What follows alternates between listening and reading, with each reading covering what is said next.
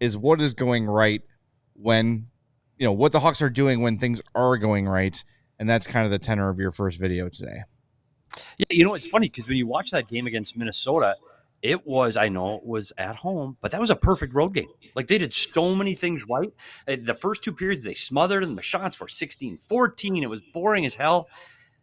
And it got exciting in the third period. And that's the way Chicago has to play. They defended unbelievably well. Matter of fact, I've watched a lot of the Chicago team with you guys since they've got Bedard, and they don't defend well. They don't read rushes very well. But my goodness, did they defend the rush extremely well against a really good hockey team. And it's funny because that's how these goals get started, by their really good defending. So I think their defending led to offense. All right, let's fire it up. Here's video 1, courtesy of Petey.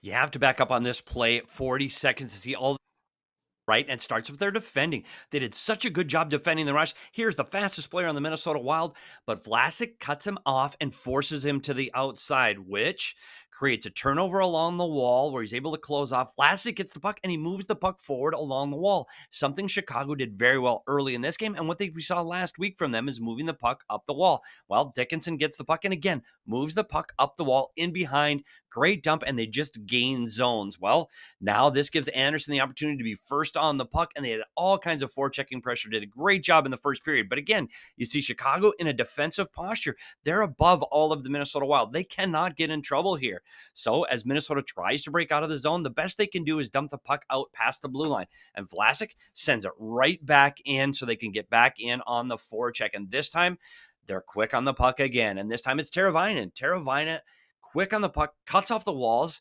Minnesota's got nowhere to go with it. So creates another turnover. Dickinson picks up the puck along the wall. Experienced player. He looks where all the open ice is. It's in the middle of the ice.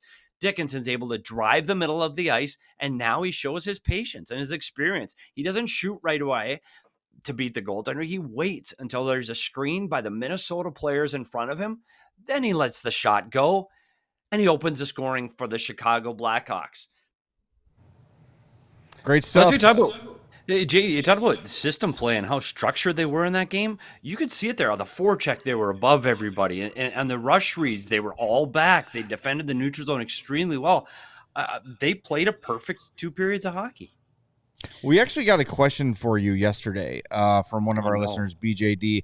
It's more of a terminology thing. So if you can explain, when Luke says the Dickinson line, quote, plays above the opponent, can you explain what that means?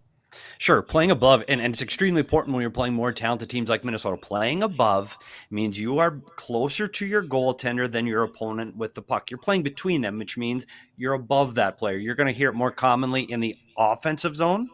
When you're in the offensive zone and Minnesota's coming at you, you're above them, means you're closer to your goaltender and you're higher in the zone than that player. So you always hear that term, play above that player. Most important when you're playing McKinnon and McDavid, stay above those speed players. It's the same idea as like keep everything in front of you. Exactly. Yeah, exactly. I always struggle with that in hockey because I always felt like high in the zone would be like towards the closer goalie. To the net. Yes, and low in the zone would be at the blue line because you're going forward. Yes. So in my mind, you're going up, and I think a lot of people get confused that way. So say you're going low in the zone to a lot of people means at the blue line, not at the goal line. Yeah, and I think that you say that in basketball too, right? Like you're going, you get closer to the net, and that's a post-up play, where in hockey, a post-up play is putting a stretch player through the neutral zone. It's very confusing. It's like when you tell kids you're playing left field, and but they're on the right side of the outfield. So in their minds, it's like, wait a minute, everything's backwards. All right, next video here is the overtime winner. And again, we'll see a recurring theme here from the first to this one. Again, it's about defending. Look at Chicago. Great defensive positioning in overtime. Minnesota's got nowhere to go. They can't get to the inside. Great defensive zone positioning by the Chicago Blackhawks. Spurgeon tries to get to the middle, but he's double-teamed by Hall and Kurashev. Hall gets a stick on that play. Great defensive play by Hall. And now Jones, who's been on the ice for a long time. Huge burst of speed up the middle of the ice.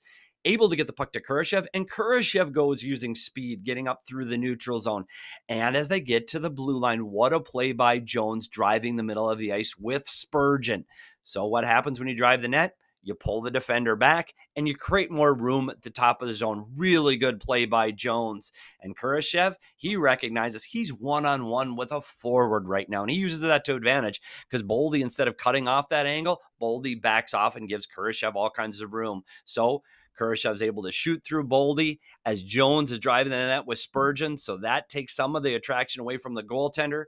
Kurashev's able to beat him, and Chicago Blackhawks win in overtime. And there was much rejoicing. There was much rejoicing. There was. We all silly like the mayor.